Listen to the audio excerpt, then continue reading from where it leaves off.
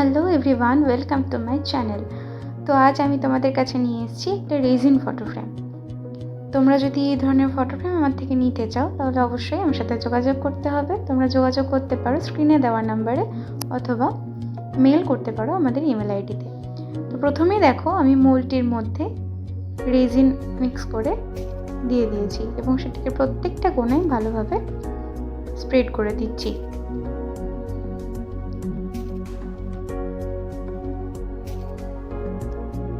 এরপরে আমি যার জন্য ফটো ফ্রেমটা বানাচ্ছিলাম তার একটা ফটো বসিয়ে নিয়েছি।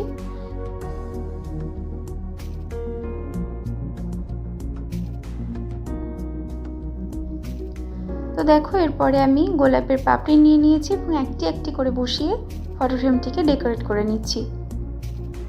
তো তোমরা যদি এই ধরনের কাজ আমার থেকে শিখতে চাও তাহলেও আমার সাথে কন্ট্যাক্ট করতে পারো। আমি আর্ট অ্যান্ড ক্রাফটের বিভিন্ন ধরনের কাজ শিখিয়ে থাকি।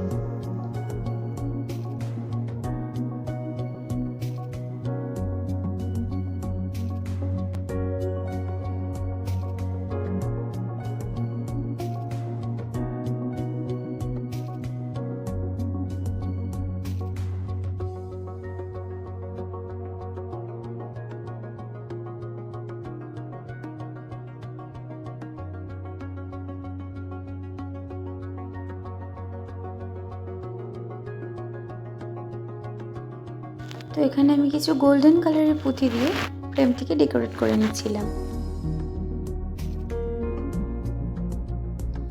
এখানে আমি এই ফ্রেমটিতে লিখেছিলাম হ্যাপি বার্থডে। যাকে দেওয়ার ছিল তার বার্থডেতেই আমি এটি গিফট করেছিলাম, তাই এখানে আমি হ্যাপি বার্থডে লিখে নিচ্ছি।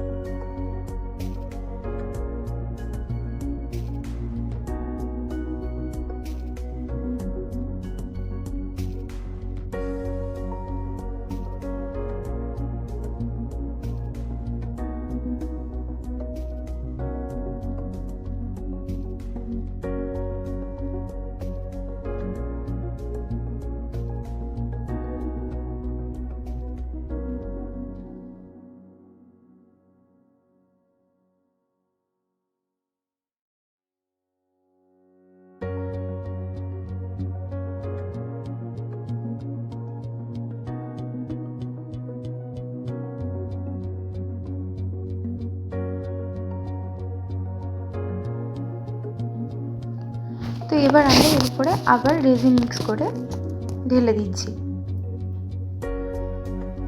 অবশ্যই রেজিনটাকে মিক্স করার পর বেশ কিছুক্ষণ রেখে দিতে হবে যাতে তার মধ্যে একটিও বাবল না থাকে। বাবল থাকলেই সেটা শুকানোর পর জিনিসগুলোতে ফাঁপা হয়ে যায় বা হাওয়া ধরে যায়, তো সেটা আমাদেরকে অবশ্যই খেয়াল রাখতে হবে।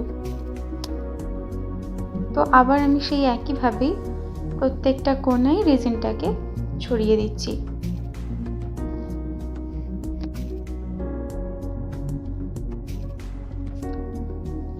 এখন দেখো প্রায় 24 ঘন্টা পর আমি এটিকে মোল্ড থেকে তুলছি। দেখো খুব ভালোভাবে এটা হার্ড হয়ে গেছে আর দেখতেও খুবই সুন্দর লাগছিল, একদম ক্রিস্টাল ক্লিয়ার এটা হয়েছিল। তো ফাইনাল লুকটা তোমাদের দেখিয়ে দিই। এটা ছিল ওটার ফাইনাল লুক। তো তোমরাও যদি এই ধরনের ফটো ফ্রেম আমার থেকে নিতে চাও অবশ্যই আমার সাথে কন্ট্যাক্ট করো আর পরের ভিডিওর জন্য অপেক্ষা করো। ততক্ষণের জন্য টাটা।